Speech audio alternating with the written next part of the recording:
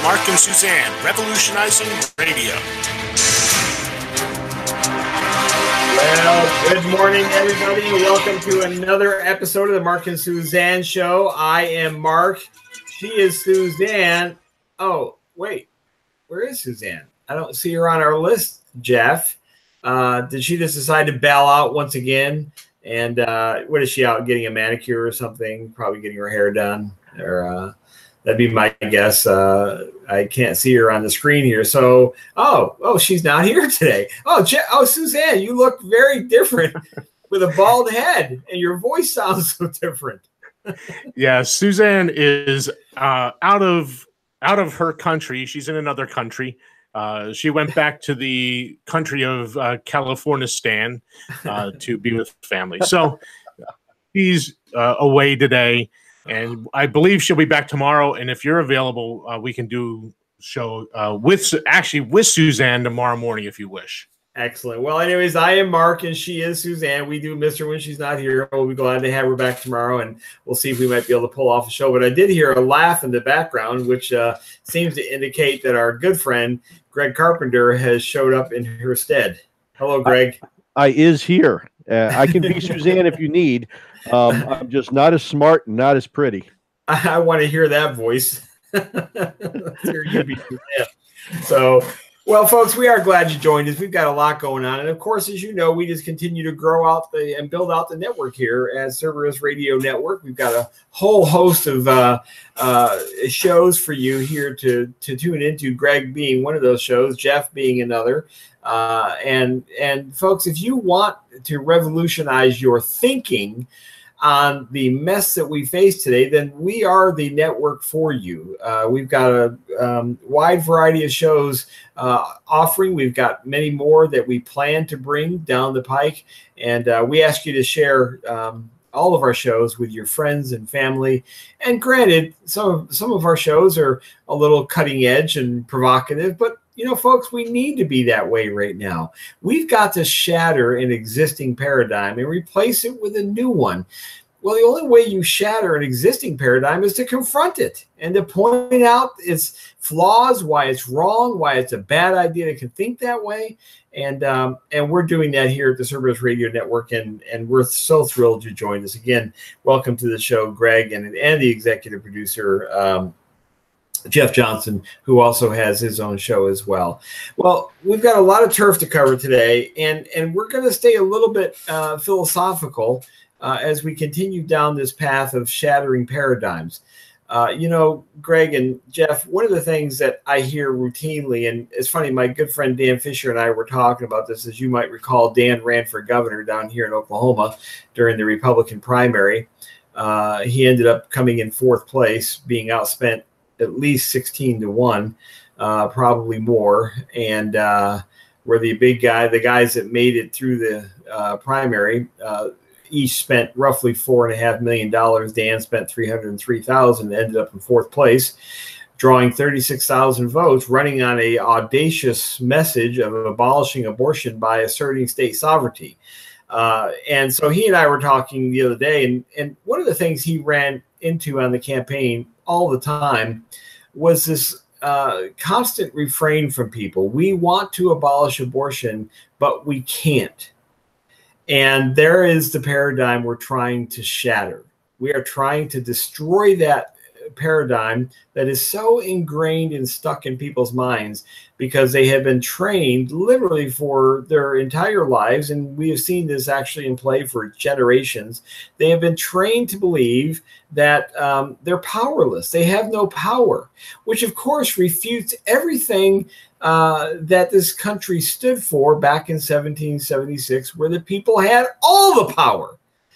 Think about this. Think about what a transition has occurred since those words were penned on the Declaration of Independence back in 1776, where it was clearly expressed that government only is around by the consent of the people, and that the people have the right and the duty to alter, abolish it, or throw it off anytime they want to. Think about that mindset in 1776 to the mindset today.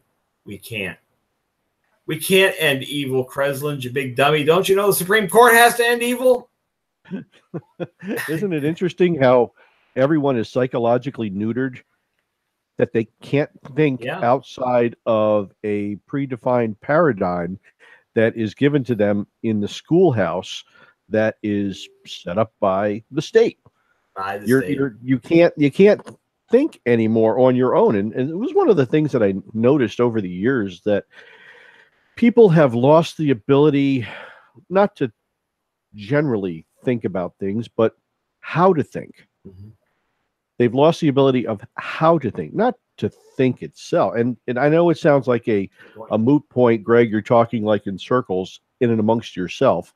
And to an extent I am, but a good example is Common Core mathematics. Common Core mathematics says it's not important if you get the right answer. It's important to understand how it happens. Mm-hmm. Well, if you don't get the right answer in life, take the abortion issue. Yeah. If you don't get the right answer in life, does it matter what's happening or how it's happening? No, it really doesn't. It really doesn't. You're still going to have lots and lots of babies that are going to die every single day. And the same thing with government. You can understand how government is working or how it's supposed to work, but at the end of the day, if you don't get the right answer, if you're not able to fix or mediate the effects of government, then you really have lost, regardless of your understanding of how the process actually works. No, that's an excellent observation. And this is where we find ourselves circa 2018, with large swaths of people that actually do want to change, but have not been taught to think about how to change. In fact, it's probably much worse than that. We've been taught to comply. And sadly, you and I, and Jeff, I know you know this as well, this even comes within the context of Christianity. The most rebellious kind of paradigm out there, shattering the evil constructs of the world through the cross where Jesus died. We find ourselves placated today and say, well, we can't do anything. We can't insist on a righteous decree. Instead, we must submit to evil decrees that come from this government.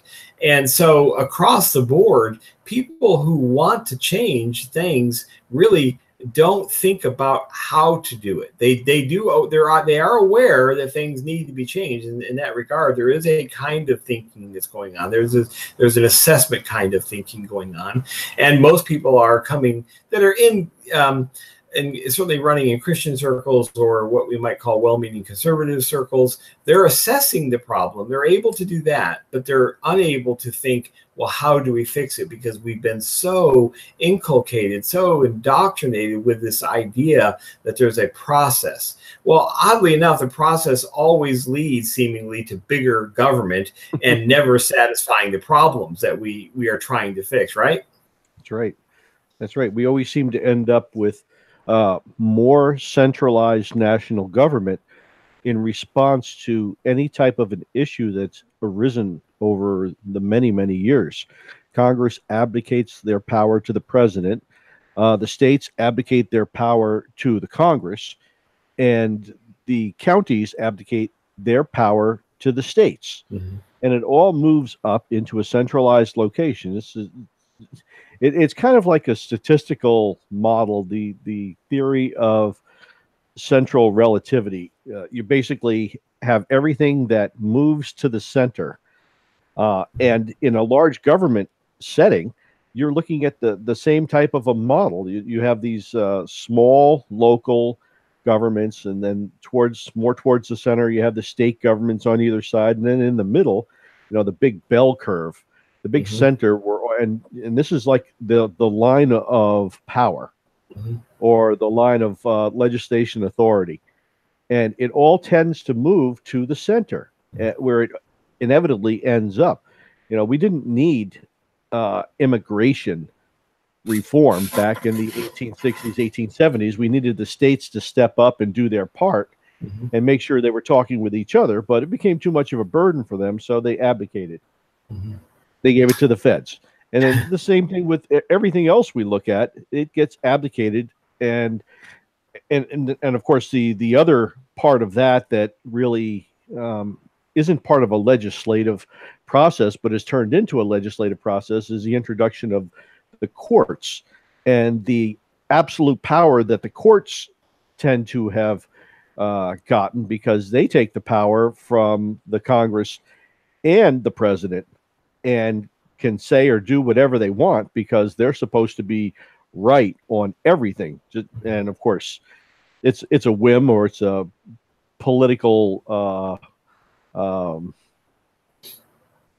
what would you say, a political inflection. Yeah. They want to make a point one way or another, or somebody's paid them a certain amount of money one way or another to rule this way or that way. And yes, it does happen. They get paid off quite often. Oh, sure. Yeah. Yeah, and there's a certain reality to all this, and this is where we start talking about shifting a paradigm, and how do you do that? Well, one of the first things that has to be done whenever you're going to shift a paradigm is to destroy, delegitimize the existing paradigm. You've got to assault it and say that is a really bad paradigm, and the paradigm we currently live with, as Greg just alluded to, is actually an evil paradigm. It centralizes power in a small group of people who do not have your interest at heart whatsoever.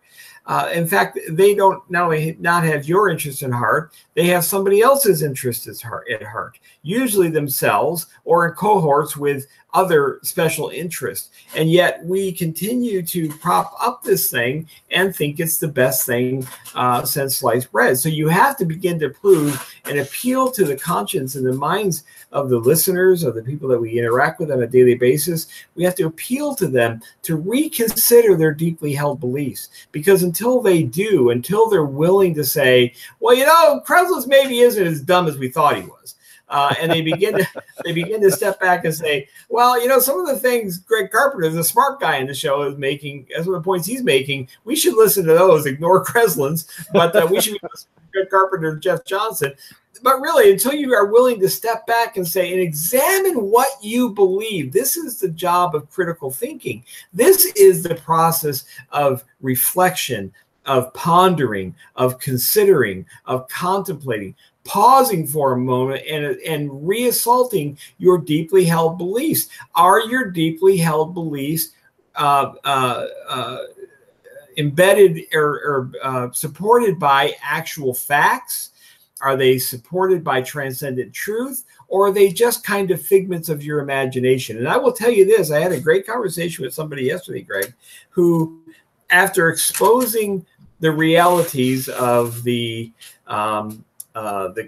Philadelphia Convention, after calling into question the supposed miraculous things that occurred that caused America to be successful, and its founding back in 1776 through 83, after discussing these in a factual way with this person, you could see the light bulb going off and saying, oh, I hadn't ever heard that or thought about that. Well, that's not this gentleman's fault per se, but I will tell you, it gave him pause, and he's beginning to now reflect on everything he's been taught or believes about this system of government that we have, that it is evil. And this is, when I say things like that this government is evil, I recognize it creates a kind of a dichotomy or paradox in people's minds, because on the one hand, they yearn to believe it's good. There's just something emotive that occurs every July 4th, every baseball game, every football game, every, quote unquote, national celebration where there's these flurries of patriotism. There's just something that really speaks to people's deep soul. And then you have a guy like me coming along saying, no, this whole thing is evil. It's not, you shouldn't be pledging allegiance to it. You shouldn't be honoring it. It's evil. It creates tension. There's no doubt about it. It creates tension. But don't you guys think this is where we are right now, that we actually need a point of tension like that? I think we do. I think you have you made a very good point. I was sitting and watching, I believe it was episode 6 of the Ken Burns, the Civil War series last night with Mrs. Carpenter. And we've gotten through quite a bit of this. We've had several discussions over the last 6 or 7 months or so.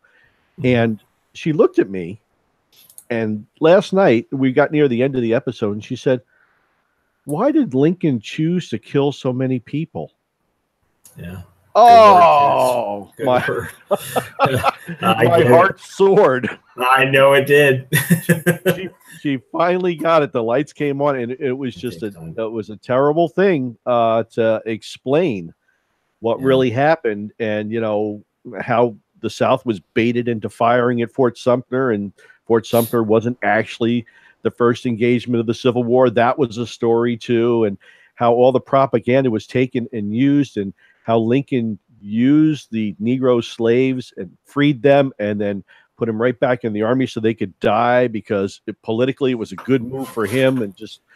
And she became engaged in this conversation, and I could see that she got it and she didn't like it. Yeah. And I think people around the Union here have to come to that realization themselves. The central tendency of things goes with people too, because people want to be part of something bigger. Yeah. And if they want to be part of their county government, well, maybe they want to be part of the state government. Well, the state's bigger. Well, maybe they want to be part of the national government. That's bigger. Well, maybe they're going to be part of the UN or the international government that's coming. That's even bigger. And then the universe, the government of the universe is going to be coming after that. People always strive when they don't understand the equities at play and the importance of federalism and the importance of what it means to the individual for federalism as opposed to nationalism or central tendency. They lose track of, oh my gosh, I really have much more control over my enclave, my life. It's like being in a homeowners association. You have the ability to directly impact everything that happens in that homeowners association. Now, lots of people don't like homeowners associations for one reason or another, but they're people that aren't necessarily called to action to, I don't know, be on the board or be on a committee or be involved. They just want everything done for them. Right. And that would be the third part of what I see as the biggest problem here is sloth. We want government to do everything for us nowadays. We used to want to do things on our own. We wanted to be the people of action. What did Teddy Roosevelt call it? I forget. He had a rugged Americanism or something like that. Yeah, right. Rugged individualism. Individualism. That's it. Yeah, and I mean that's what he talked about. And people actually going out, doing things, accomplishing things, making things happen. And now we're much more complicit with sitting back on our haunches and watching the world pass by while we play PlayStation, 5 now? Yeah, right. And eat a mouthful of Doritos and vanilla ice cream. Well, this is the problem. This is it. And with affluence and prosperity, it's all that much. It's that much more difficult to get people to really change because they can easily be scared into believing if you change, these bad things are going to happen. That affluence and prosperity you enjoy now, that's going to go away. That's a real problem that those of us who are advocating for change have to actually deal with. And see, this is one of the things that we face on the side of those of us who are trying to change the paradigm. We have to answer a lot of questions. People have legitimate concerns, and we have to be prepared to give an answer to those questions because there is a kind of dependency that has developed across large swaths of people that live in these United States, large swaths that they really don't know what they're going to do. If for some reason we were able to line up those 10,000 bulldozers on 16th Ave in Washington and push it into the Chesapeake Bay, they really would begin to wonder, how do I make it? How do I survive? we have to begin to answer. We have to be prepared to answer those questions because they're legitimate concerns to those people. Now, I happen to believe there are great answers to every one of those. I actually am of the mindset that if we restore federalism or move into confederation of regional governments, things are going to be much, much better. Because I don't think we really understand how bad things are, because it's easy to measure success through I can go to a Burger King and get a Whopper, or I can go to the Regal Cinema, or I can get my $10 tickets and watch a movie, or I can go to Olive Garden and get all I can eat breadsticks. It's Are you easy saying to, we're measuring the wrong things, Mr. yeah, President? I think we have a wrong tool by which we're measuring things with. But really, in a real world, that is what people say. Well, I don't want to disrupt that. What you're suggesting is very disruptive to my ability to go to Olive Garden. And what I want to tell people is you'll be able to go to Olive Garden and the food will be cheaper. Your tickets will be cheaper. Mm-hmm. Everything will be better without Washington, D.C. And see, it's very hard to make a case to people who live in an affluent and prosperous society that life will actually be much better for them. Because to the average person who is just a tax cattle, that's all they are, they're producing revenue for their masters. Life really on the plantation isn't really all that bad. Yet it is for the 20 babies who will be legally ripped apart today in Oklahoma, or the 3,000 that will be torn asunder throughout the day today here, and hashtag this is exceptional America. It will be horrible, horrific for them. It will be horrific for the people who are served notices from the government that we're taking your property because you didn't pay your tax bill. Mm-hmm. It will be horrific for them. But you know, it's so easy to say, well, I really am sad it's happening for them. Sure glad it's not happening to me. Right. And what you need to see, folks, is that it's going to happen to you some point. At some point, it's going to happen to you. Government never restrains itself. It just keeps growing. And as government grows, there is a kind of a what is it called? Not zero-based budgeting, but there's a when they gain, you lose. There's a 1-to-1 correlation there. As they gain power, you for sure lose something, whether it's your income, whether it's your property, whether it's your liberty, whether it's your freedom, whether it's your views of the future. You lose something when government grows. And folks, it is growing every single day, notwithstanding Donald Trump being in the White House. Now, real quickly, I want to say something about Trump, because too often I see people very quick to jump on this guy. And I did not vote for Donald Trump. I wrote in, I don't consent to this form of government on my ballot. And yet he is a easy target to shoot at. And I'm always a bit saddened when I see our side shoot at him, not because I think he's a great guy. I think he's got some huge moral problems in his life. But I think he is serving a weird kind of purpose now that I don't know that I thought of in the beginning of his administration, but I see now. I think it's making our job easier to delegitimize the system. And so I think he's kind of serving a purpose of exposing a great fisher in the country, number one. That is a huge weapon for us. You know, we've lived under this facade. And every time you get a traditional Republican or a traditional Democrat, they talk about one America, we the people. They talk about these highfalutin ideas of being united. That's what makes us an exceptional country to the rest of the world. And Trump comes along and exposes there ain't nothing united about this thing. So I put up a post a few moments ago that I propose we change the name from these United States of America to these forced together and unequally yoked states of America, because that's what it really is. We are forced together. And so Trump, in a weird kind of way, comes along and reveals just how divided we are. And that's a good thing. That actually gets people to stop and say, Well, all these things the politicians say every July 4th about what a great united country we are just isn't true.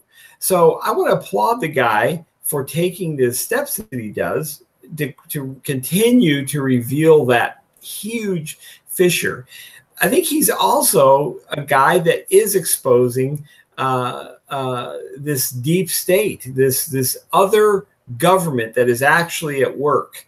And whether you believe Trump is doing that intentionally or his policies just are causing it to happen, who knows? But we are all becoming aware that there's this Republican Democrat deep state, bureaucratic state, whatever you want to call it, that is feeling threatened by a president who isn't right now saying, oh, I just accept that that's really how government runs. Jeff, what say you? Well, getting back, there's two things I wanted to say. I want to get back to something Greg said a few minutes ago. He said something about our complacency, our sloth, as he called it. I've been saying this for a long time. The church has become slothful. We have become complacent. We have allowed government to do what Christ charged us to do. Christ charged us to be charitable, to love others. Yet, what do? Well, we send our taxes to Washington, D.C., and they dole out their compulsion on everyone because that's what it becomes. It isn't charity at that point. It's compulsion. Right. But let's get back to what you were just talking about because that subject's long past. It's long gone, but I had to say that. But you were talking about our division.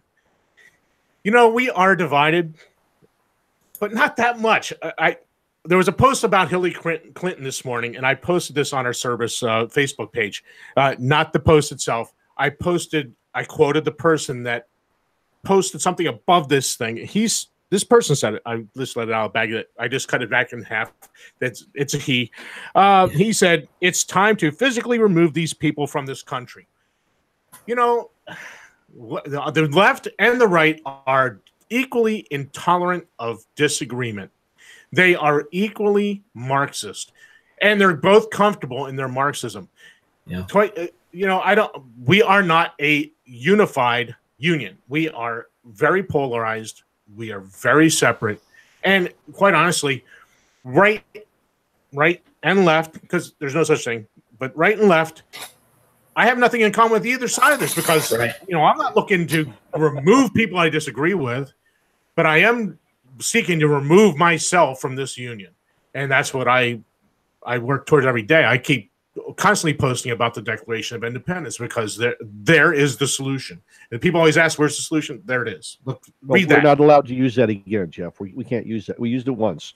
It's like a trump card. You can use it once, right? And then after that, anytime that somebody recommends or suggests something, it's like, oh, you're going against the Constitution somehow because you're recommending another Declaration of Independence. I just finished redoing a bunch of stuff for my security clearance again. And the questions, again, were, have you ever advocated violent overthrow of the U.S. government? Well, that was one of the questions. And I'm thinking to myself, well, number one, no. But number two was, my goodness, I thought we were supposed to defend and protect the Constitution, not the government. Mm-hmm. Yeah. How did this get completely? And all of the questions were, nothing was about the Constitution. It was all about protecting the institution of government itself, and not about the rights that we have as citizens here. But I want to correct one thing I think might be misunderstood. And this has a little bit of a historical perspective to it, so just bear with me for a minute. Sure. The left and the right will be the same as you, Jeff, and you will all be together, and you will be one, and you will be happy that you're one. And I'm going to elaborate on that here right now, because back in the day, there was a guy named Dr. Jose Delgado, and you may know him. He was the director of neuropsychiatry at Yale University Medical School for a number of years. And he was called in front of Congress on February 24th, 1974, to talk about what the government was doing because he was paid by this organization. You might have heard of them. They're called the Central Intelligence Agency. Mm-hmm. They hired Dr. Delgado. Now, he's the director of neuropsychiatry at Yale. He's doing experiments on people. This is part of that MK Ultra program. Mm-hmm. And let me tell you, this is not only Dr. Delgado's perspective, but this is also the perspective of the CIA. Man does not have the right to develop his own mind. This kind of liberal orientation has great appeal. We must electrically control the brain. Someday, armies and generals will be controlled by electrical brain stimulation. And he went on to say, we need a program of psychosurgery and political control of our society. The purpose is physical control of the mind. Everyone who deviates from the given norm can be surgically mutilated. And he closed in saying, the individual may think that the most important reality is his own existence, but this is only his personal point of view. This completely lacks any historical perspective. Interesting. You will be one with the left, Jeff, and you will be one with the right. We will all be one together. And why do I say that? Because that was 44 years ago that he made that claim. And he said, this is the perspective of the CIA, and this is what we're doing with the CIA program that was supposed to be shut down. Lo and behold, a little article on geek.com pops up. And it pops up February 2014. And the headline reads, Pentagon to fit soldiers with little black boxes in their brain implanted. Did we really stop going forward with having political control of people's brains? Or is that another comfortable lie that we're telling people because we don't want them to know the truth? No, this is, and I didn't say that exactly right. It should have been Pentagon. I'm very flustered. Pentagon wants to fit soldiers with a little black box brain implant. That was the headline. And yeah, you're doggone right. I'm flustered about this because this is exactly what Dr. Delgado said the CIA's goal was 40 years ago. We must electrically control the brain. Someday, armies and generals will be controlled by electrical stimulation of the brain. We're doing this right now. And does anybody think that the MK Ultra program was actually shut down by the CIA? No. It's still out there. It's still working. Government is still looking to control you. And they're doing it through propaganda, and they're going to be doing it through electronic means too. And you're not going to have anything to say about it. So you might want to step up now and change how things are happening in these here United States. Because if not, it might be completely out of your ability to reject anything the government's going to send you in the future. You know, that is horrifying and horrific, Gregory, to hear that, but it doesn't surprise me either. And my guess is, my hope is, those who are listening to the show here today, the Cerberus Radio Network, are also nodding their heads and saying, well, it doesn't really surprise me that this would be the objective of the government, because in many ways the government is like a cancer. It's like a tumor. There's a term used to describe how cancers grow, and I think it's called angiogenesis or something like that. And the idea is that when as the tumor needs to grow, it creates more and more little blood vessels to deliver nutrients to itself and enable it to continue to grow and propagate. Well, this is exactly what a government does. It grows little arteries and veins to tap into your income, to tap into your mind, to get you to feed it so it can continue to control. And eventually, as we know with most tumors, it leads to the death of somebody unless it's arrested at some point. And folks, that is where we are right now. You just heard Greg talk about this goal of the CIA to perform psychological surgery. Is that what you called it?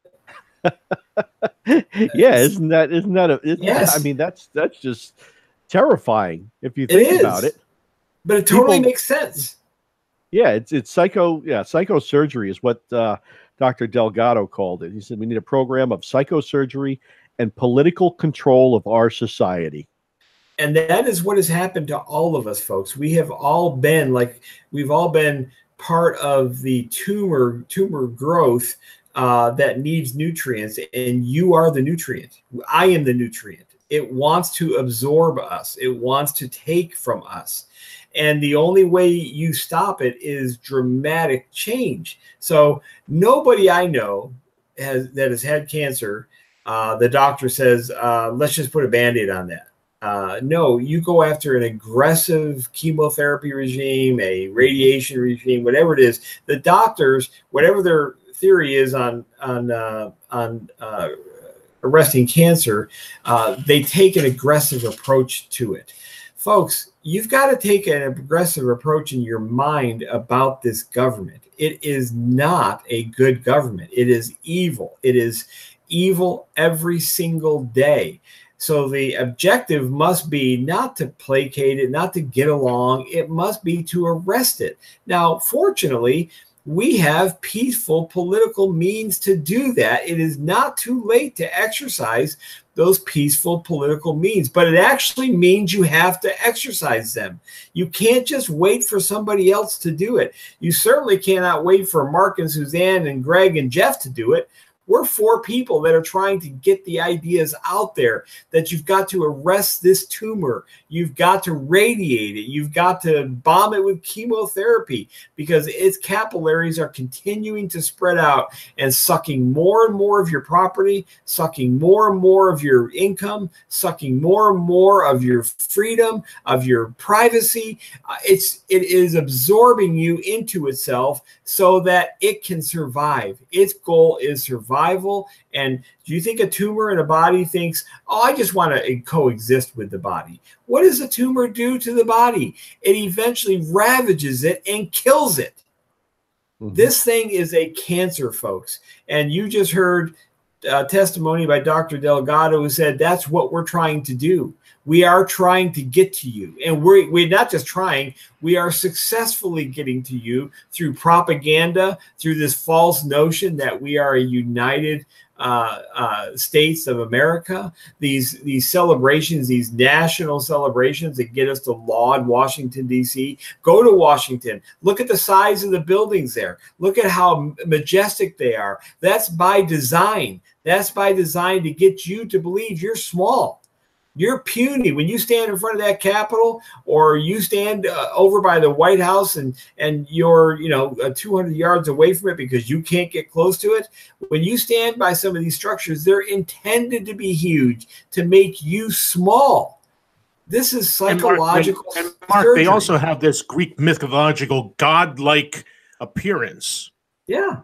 They do. And this is all designed to subjugate you. And unfortunately, with few exceptions, we have been willing to be subjugated right now because we can still go to Regal Cinema and watch a movie and eat our Whoppers. And so until you realize that that is the tool to placate you and do, as Greg said earlier, begin to learn how to think about this, we're going to continue to become just more capillaries and feed more nutrients to them until we decide to arrest them. Now, what does arresting them look like? Folks, whatever the next evolution of where I'm living is, I don't want government. I don't want it. I think government is a really, really bad idea.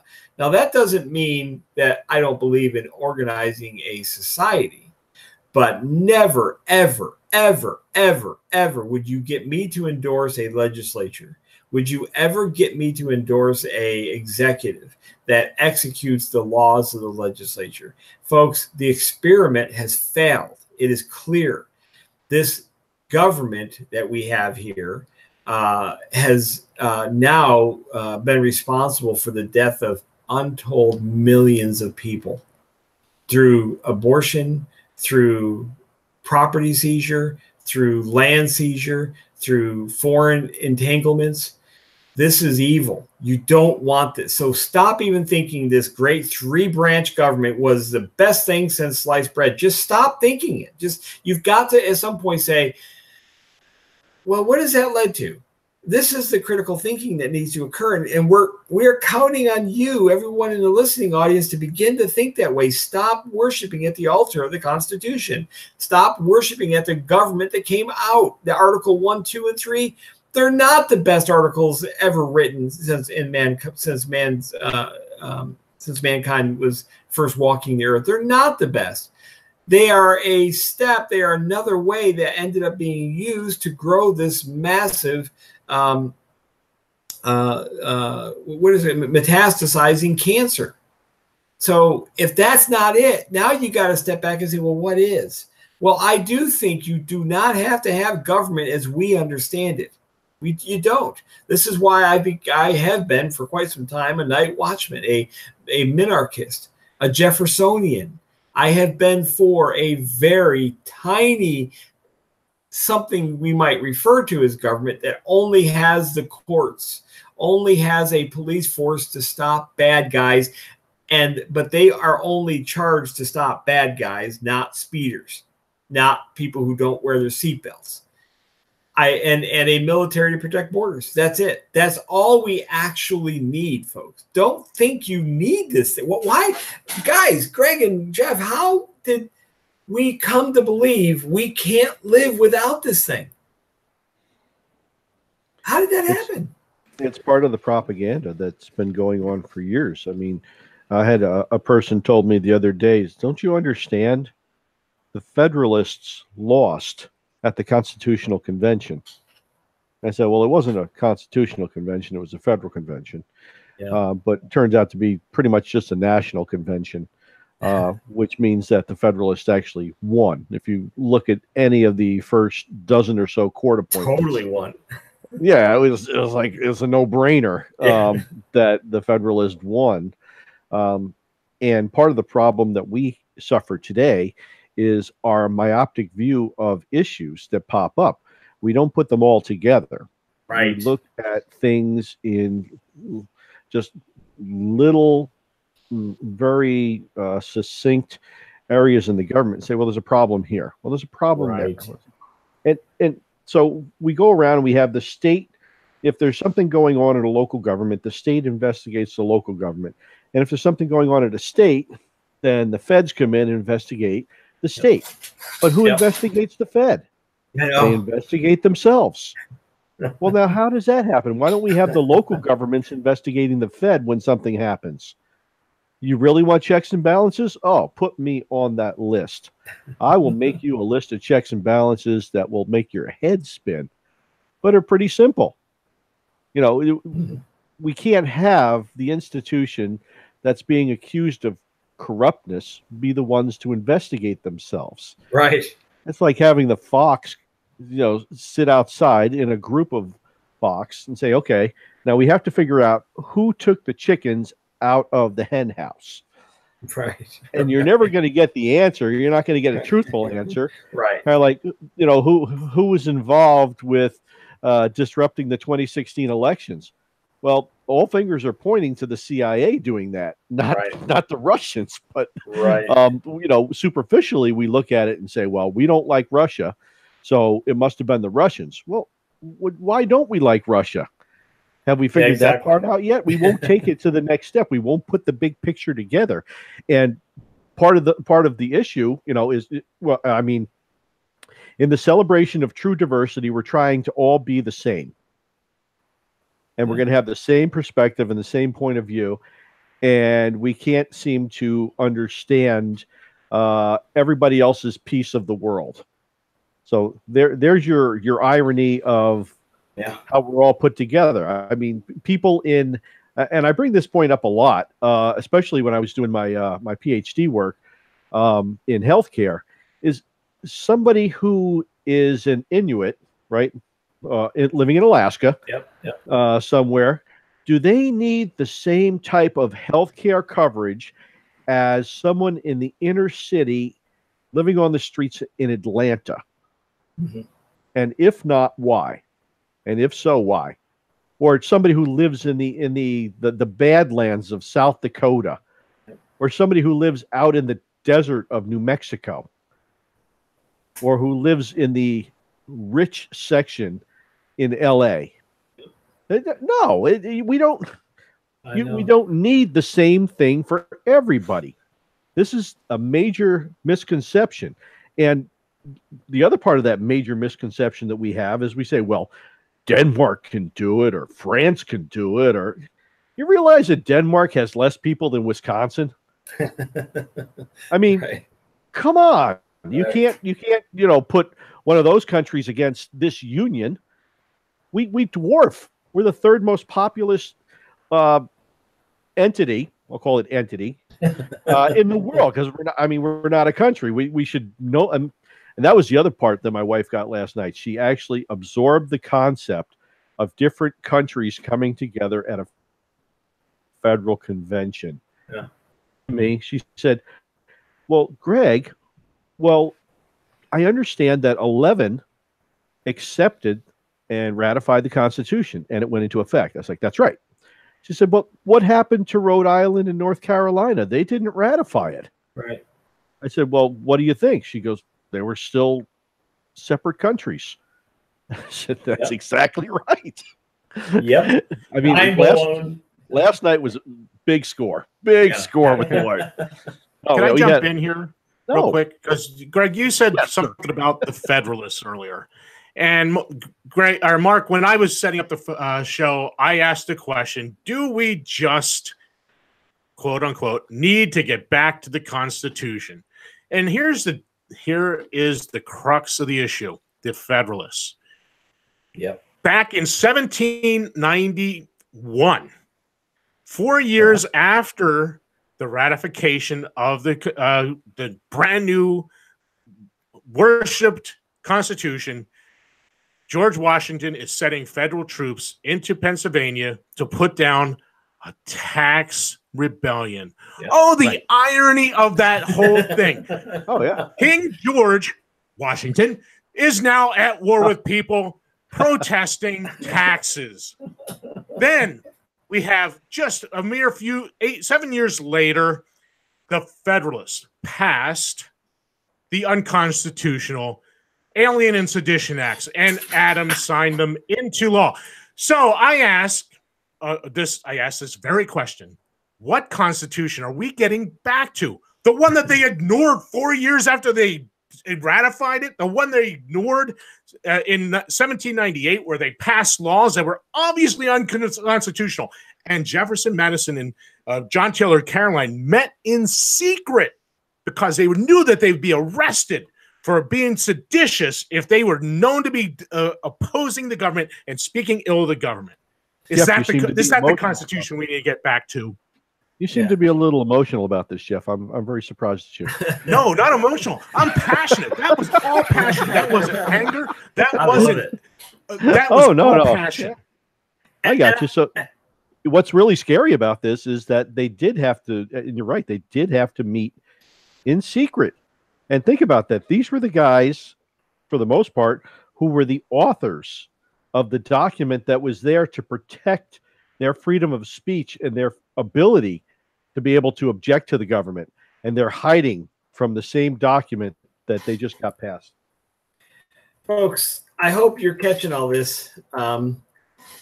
This is the kind of radio you need, and we have it here at Cerberus Radio Network. Now, if this makes you afraid, if you're scared of what we're saying, then you're really not ready to fix the mess that you know is there. You actually know it's there.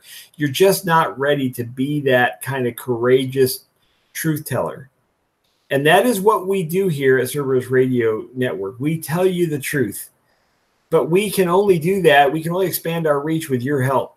So please, when you hear shows like this, yes, when you hear Jeff go off like that, that's passion. That's because he's come to the knowledge of the truth. And when you finally know the truth, and it's happened to me. When you hear the truth, and the truth, it's like what happened to Greg's wife last night. It just something happens in your mind, and you say, oh my gosh, now it's all beginning to make sense why we're in the mess we're in. Well, folks, that's the kind of people that we need to join us here at the Cerberus Radio Network as we continue to organize together to create little pockets across these United States that eventually will organize into a movement and eventually will be the political reality that we need to force Washington, D.C. out. And folks, that's what needs to happen. You do not need Washington, D.C. Do not trick yourself into thinking that you cannot transact business today. Hundreds of millions of voluntary transactions will occur today, and they will occur voluntarily. They will occur peacefully. They will occur mutual benefit. And it will not be because any government, whether state, federal, or local government, is there. It's not why they will occur. They will naturally occur. People gather together in communities. They form societies for a whole host of reasons. One of them being that together they can trade their skills, their wares, their goods, their knowledge, their services with each other. They can make an income off of that. Only when government gets involved do you see things beginning to get blocked and impeded. For example, down here in Oklahoma right now, there's these new scooters that are showing up on cities, and they just park anywhere, and you use an app to rent them, and they can scoot you around whatever town. So here in Norman, Oklahoma, these two companies came in, dropped off a few hundred of these scooters. This is a big college town down there. Kids are using them all over the place. Apparently, you get an app on your phone. You go to the scooter. You type in the number or something, and you're charged $1 for a startup fee, and then like 15 cents per mile that you scoot with this thing. Well, based on some mysterious complaints from people, the Norman City Council met yesterday in an emergency session to draft new regulations to regulate these two businesses. And the regulations are stupid. Number one, they have to pay, guess what, a $360 a year annual fee for the company registration. Then they have to pay $30 per scooter per year to use that scooter to benefit people in the community. Then they have to now start obeying regulations of where they can put the scooters, where the scooters can go. Now, government just impeded, literally just in the last 24 hours, a free market idea that came out of nowhere to say, hey, you know what? People might rent these scooters for 20 minutes to coast around Norman easier and transition between one college building to another. And we think people want this service, and they do. They're using it like crazy. And guess who comes in and stops it? That stinking idea we call government. Folks, you do not need government. They were functioning. You know how long these companies were around for months before government intervened last night. Now government's intervened, and guess what? Your opportunity to utilize your services just became that much more difficult. Why? Because of government. Because legislation. Legislation. Yes. And it became more expensive. Yes, because they'll raise their price. Exactly right. Why? Jeff, that is such a great point. This is why you think I hate the legislature. Because it was a body of busybodies sitting in some stupid room on their stupid dais thinking we're elected and we're lawmakers at the city council level and we can make you do something. And we need to be important. We got to do something so you know that we care about you. Well, yes. The legislature was supposed to be the most important branch. They were supposed to be the most active, the ones leading the governments. Yes. And it wasn't supposed to be this El Presidente that we have now, or if it's going to be in the future, female or a trigender or robot or whatever it's going to be that we have here. Eventually, you're going to see the argument that, somebody's going to put up the argument that says, well, it doesn't say that it has to be a human, so we can have a computer be president. And it has to have artificial intelligence because that way we'll have the best decisions by a president ever. And I'm gonna just throw one more thing, and then I'll bow out and be quiet and let you finish up, Mark. But sure. Vladimir Lenin, I think, said it best about where we're going and what's happening to us today. He said, the best way to control the opposition is to lead it ourselves. Oh boy, I'll tell you what, that is a great way to really provoke the mind there, folks. The Leninist Marxists actually do know how to control large populations of people, and they have been wildly successful. Folks, it takes freedom, liberty loving people to counter that, and that's the only way. And so to bring this whole show full circle, free your mind of the status quo. You've got to back off it. You've got to just abandon what you believe to be necessary, i.e. this idea of government. Yeah, it's a little bit out there to say that, and you won't ever hear Rush Limbaugh say that, or Sean Hannity, or any of these other guys. They like it. It's how they make their living. They make a living off of government being around. So it's important for you, though, to understand the truth. And back to something Jeff said a few moments ago, the very person that signed that Alien and Sedition Act in 1798, John Adams, was the very person who said the Constitution is only for a moral and religious people.